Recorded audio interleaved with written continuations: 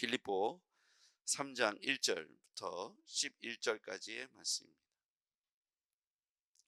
빌립보서 3장 1절부터 11절. 빌립보 3장 1절. 끝으로 나의 형제들아 주 안에서 기뻐하라. 너에게 같은 말을 쓰는 것이 내게는 수고로움이 없고 너에게는 안전하니라. 개들을 삼가고 행악자들을 삼가고 몸을 상해하는 일을 삼가라. 하나님의 성령으로 봉사하며 그리스도 예수로 자랑하고 육체를 신뢰하지 아니하는 우리가 곧 할례파라. 그러나 나도 육체를 신뢰할 만하며 만일 누구든지 다른 이가 육체를 신뢰할 것이 있는 줄로 생각하면 나는 더욱 그러하니라. 나는 8일 만에 할례를 받고 이스라엘 족속이요 베냐민 지파요 히브리인 중에 히브리인이요 율법으로는 바리새인이요 열심으로는 교회를 박해하고 율법의 의로는 흠이 없는 자라. 그러나 무엇이든지 내게 유익하던 것을 내가 그리스도를 위하여 다 해로 여길 뿐더러 또한 모든 것을 해로 여김은 내 주 그리스도 예수를 아는 지식이 가장 고상하기 때문이라. 내가 그를 위하여 모든 것을 잃어버리고 배설물로 여김은 그리스도를 얻고 그 안에서 발견되려 함이니 내가 가진 의는 율법에서 난 것이 아니요 오직 그리스도를 믿음으로 말미암은 것이니 곧 믿음으로 하나님께로부터 난 의라.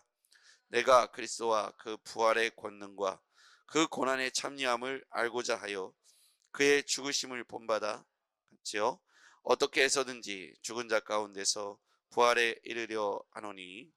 아멘.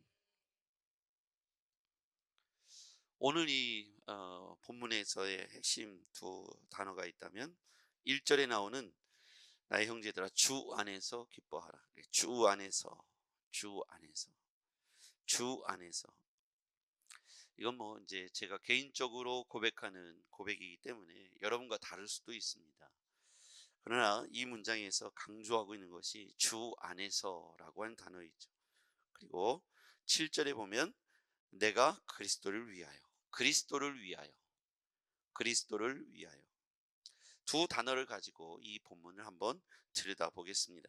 첫 번째, 주 안에서 기뻐하라. 왜 주 안에서 기뻐하는가? 주 밖에 있는 것들로 자랑하는 일이 어리석다는 사실을 강조하고 있어요. 자기도 주 밖에서 신뢰할 만한 것이 있었는데 주 안에서 기뻐하라고 되어 있는데 여기서 보면 육체를 신뢰할 만하며, 그러니까 주 안에서의 반대되는 개념이 육체를 신뢰할 만하며 육체를 신뢰하지 아니하며 이런 표현을 했는데 주 안에서 기뻐하라 이걸 주 밖에서 즉 육체를 신뢰한다. 3절에 보면 하나님의 성령으로 봉사하며 그리스도 예수로 자랑하고 육체를 신뢰하지 아니하는 우리가 곧 할례파라. 그러면 육체를 신뢰하다는 것과 주 안에서의 말이란 말은 이렇게 반대되는 개념입니다. 주 안에 들어오는 것과 아직 육체를 신뢰하는 것. 4절에 볼게요. 그러나 나도 육체를 신뢰할 만하며. 원래 내가 육체를 신뢰할 만한 사람이다. 신뢰하다는 말하는 게 무슨 표현이냐면 나도 육체로 말미암아 즉 내 백그라운드와 배경이야 이 모든 것들이 자랑할 만하다. 내 육체의 것을 신뢰할 만하다. 이게 뭐냐면 내 육체, 배경, 나의 스펙 이런 것들이 장난이 아니다. 이 얘기를 하는 거예요. 나도 난다긴다 하는 사람이다. 그런데 주 안에 들어오니까 내게 새로운 기쁨이 있더라.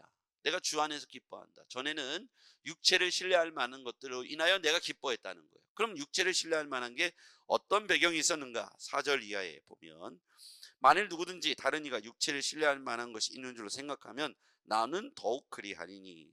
5절에 보니까 8일 만에 할례 받았고 당시에는 이게 되게 중요한 거죠. 이스라엘 족속, 베냐민 지파, 히브리인 중에 히브리인, 율법으로는 바리새인, 열심으로는 박해하고 교회를 박해하고 율법으로는 흠이 없는 자.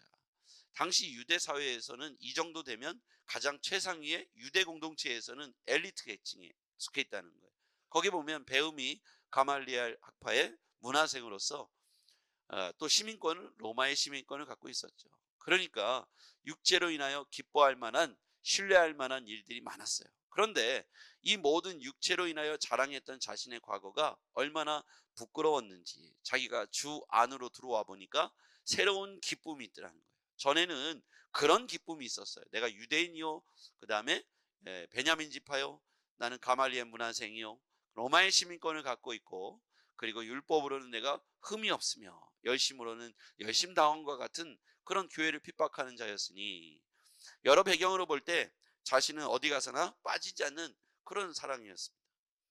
이제 우리가 그리스도 안으로, 주 안으로 들어오면 그런 배경, 백그라운드들이 내게 자랑이 아니라 주 안에서 누릴 수 있는 기쁨과 자랑들이 있었으면 좋겠습니다. 여러분 안에 주 안에서 느낄 수 있는 기쁨이 있기를 바랍니다.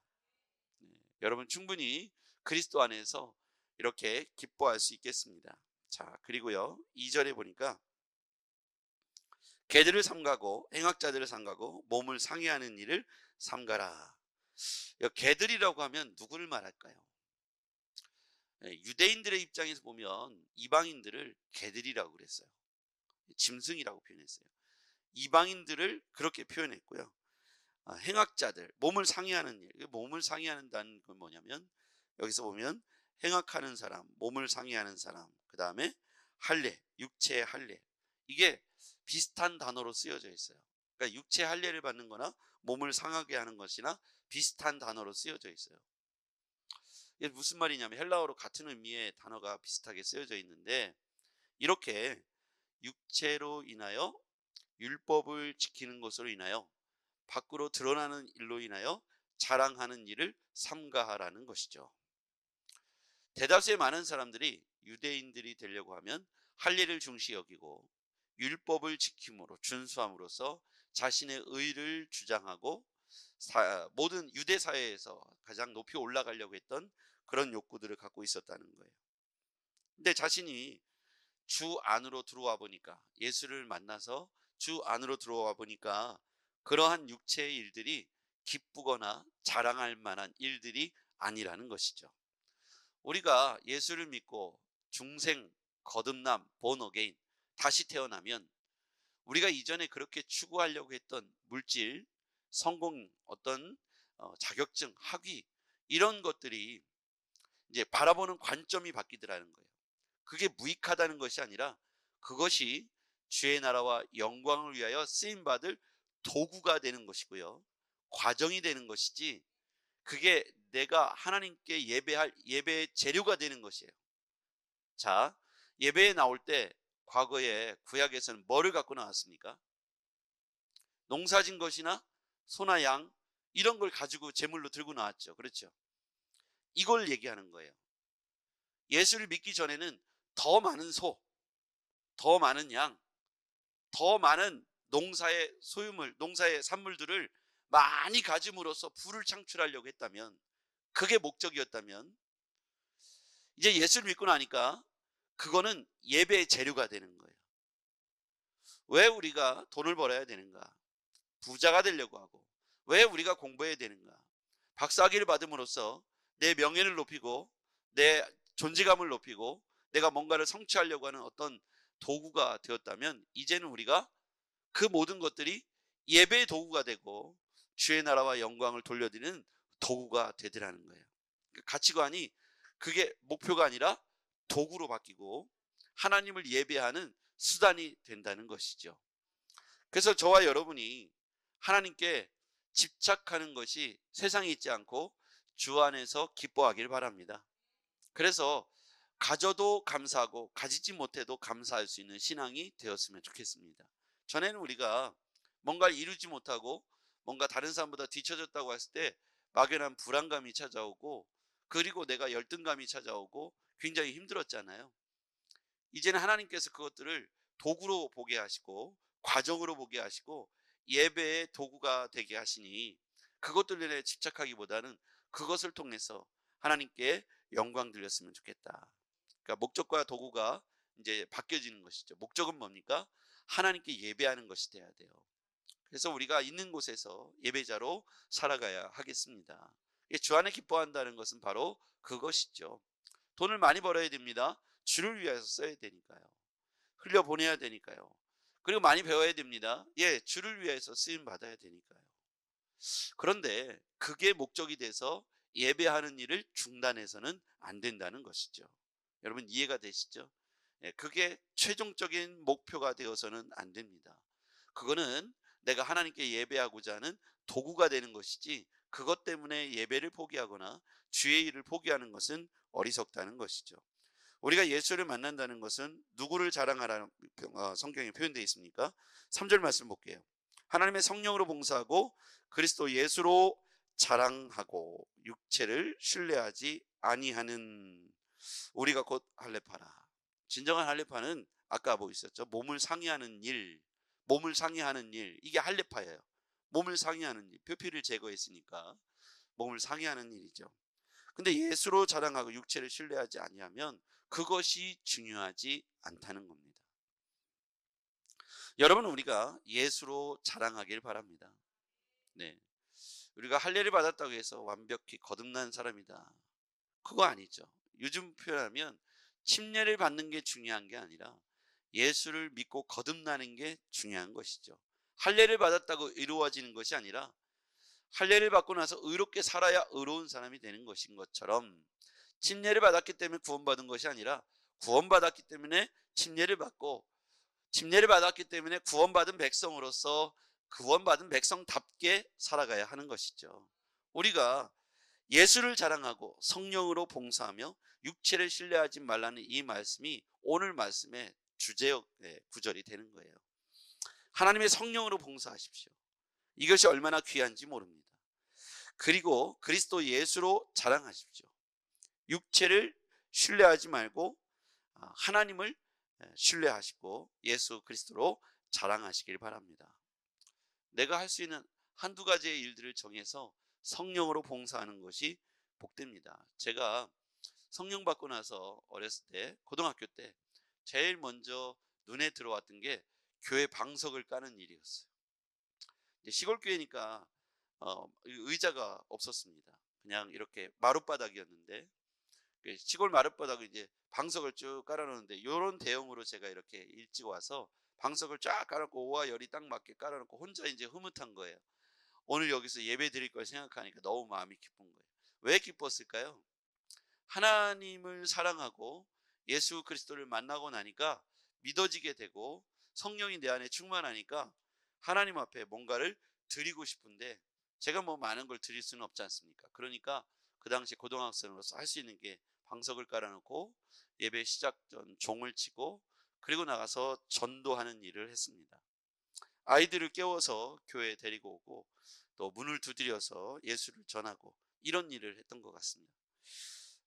은혜를 받으면, 성령이 우리 안에 충만하면 내 안에 혼자 머무르지 않고 그것을 하나님을 위하여 뭐라도 돌려드리는 성령으로 말미암는 봉사가 있기를 바랍니다. 뭐 우리가 할 수 있는 일이 많겠죠. 내가 뭐 화장실 청소하겠다, 아니면 본당의 의자에 줄을 맞추겠다, 본당을 한번 쓸겠다. 사실 이렇게 본당에 보면 머리카락도 있고 떨어진 먼지도 있는데 누군가의 섬김과 헌신이 필요하겠죠. 의자를 닦으면서 이곳에 앉는 사람이 오늘 주의 은혜를 받길 원합니다. 이렇게 아무도 없을 때 혼자 나와서 예배당을 돌보고 성도들을 돌보며, 그리고 목회자들을 돕고 사역자들을 돕고, 이런 일들을 통해서 할 때 성령으로 말미암아 봉사하는 것, 그것이 우리의 신앙을 한 뼘 더 견고하게 자라게 하는 그런 길이 되더라고요. 은혜가 있다면 흘려보내는 지혜도 필요한 것입니다. 여러분, 예수로 자랑하시길 바랍니다. 육체를 신뢰하지 말기를 바랍니다. 교회에 오면서 어리석은 사람이 이 예배당 안에 있으면서도 육체를 신뢰하며 육체를 자랑하고 그 자랑하는 사람을 또 부러워하고, 얼마나 어리석습니까? 자랑하는 사람도 어리석고 자랑하는 사람 옆에서 부러워하고 있는 사람도 어리석고. 바울은 뭐라고 얘기했습니까? 자기는 그 모든 것들을, 유익하던 것들을 해로 여긴다. 7절 같이 읽어볼게요. 시작. 그러나 무엇이든지 내게 유익하던 것을 내가 그리스도를 위하여 다 해로 여길 뿐더러 또한 모든 것을 해로 여김은 내 주 그리스도 예수를 아는 지식이 가장 고상하기 때문이라. 내가 그를 위하여 모든 것을 잃어버리고 배설물로 여김은 그리스도를 얻고. 여기서 중요한 단어들이 참 많이 나와요. 그리스도를 위하여, 유익하던 것을 그리스도를 위하여 해로 여겼다. 내게 유익하던 것, 아까 위에 자랑했던 어떤 것들, 세상에 있는 어떤 것들, 그런 것들을 그리스도를 위하여 유익하던 것을 해로 여겼다. 해로 여기며 그 다음에 아까 그를 위하여 잃어버리고 배설물로 여겼다. 즉 그리스도를 위하여죠. 8절 하반절에 보면 그를 위하여, 즉 그리스도를 위하여 모든 것을 잃어버리고 배설물로 여겼다. 나에게 가장 유익하다고 여겼던 것들, 위에 있는 것들이죠. 이렇게 나도 육체로 말미암아 이렇게 자랑할 만한 것이 있었다. 근데 그런 모든 것들을 그리스도를 위하여 해로 여겼다. 왜냐하면 내 안에 진짜 고상한 것, 진짜 좋은 것을 얻었기 때문이죠. 아까 8절 하반절에 보면, 중간에 보면 내 주 그리스도 예수를 아는 지식이 가장 고상하기 때문이라. 진짜를 발견한 거예요. 인생의 진짜를 발견하고 나니까 그 안에 내가 이제까지 행했던 모든 것들이 부끄럽게 여겨지고 창피하게 여겨지고, 그런 것들을 그리스도를 위하여, 그리스도를 온전히 내가 내 안에 채우기 위하여 그 모든 것들을 잃어버리고 고의로 잃어버렸다는 거예요. 이제 내가 그냥 흘려버리는 거죠. 내 주머니에 있는 게 내가 이제까지 보한 줄 알았어. 근데 이걸 내가 이제 고의로 잃어버리는 거예요. 잃어버리는 게, 일부러 잃어버린 게 어디 있어요. 보통은 어디 갔지 일부러 그러지 않은 걸 찾는 거잖아요. 그런데 여기서는 그리스도를 위하여 일부러 내가 잃어버렸다. 더 이상 그것들을 내가 갖고 다니지 않고 그것들로 인하여서 내가 마음 쓰지 않겠다. 잃어버렸다. 그리고 배설물로 여긴 것 같이 이제는 아예 오물처럼 여긴다는 거예요. 아이들이 은혜를 받고 나니까 자신들이 이제까지 했던 행동들이 너무 부끄럽게 여겨졌다는 고백을 들었어요. 자신들이 그렇게 기뻐했고 좋아했고 그렇게 했던 일들이 자신들이 볼 때 부끄럽게 여겼다. 어른들도 마찬가지겠죠. 이제까지 내가 예수를 믿고 나니까 이러한 일들이 얼마나 부끄럽게 여겼는가. 전에 내가 이거 운동을 좋아한다는 이유로 예배 시간에 거기 가 있고, 뭐 그거 구경하러 가 있고, 뭐 음악을 좋아한다는 이유로 어디에 가 있고, 뭐 자기가 좋아하는 것을 위해서 뭐 등산하기 위해서 어디에 가 있고, 예수를 만나고 나니까 그게 너무나도 부끄러운 거예요. 자기의 삶이요.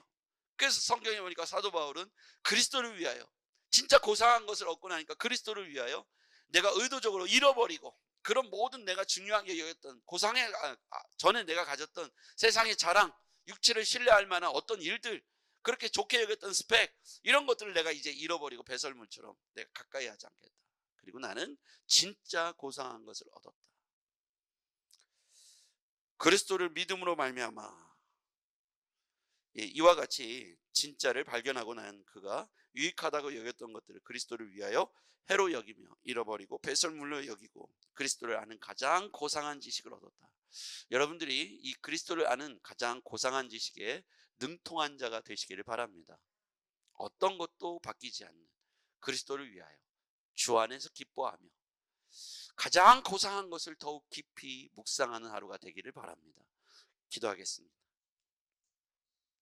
전능하신 아버지 하나님, 오늘 주의 말씀을 신뢰합니다. 우리가 각종 나를 위하여 정말 좋게 여겼던 것들을 그리스도를 위하여 해로 여기고 잃어버리고 배설물로 여기도록 주여 우리에게 이러한 믿음을 허락하여 주시옵소서. 그리스도를 믿음으로 말미암아 하나님께로 난 정말 의로운 것들을 우리가 취하게 하여 주시옵소서. 예수님의 이름으로 기도했습니다. 아멘.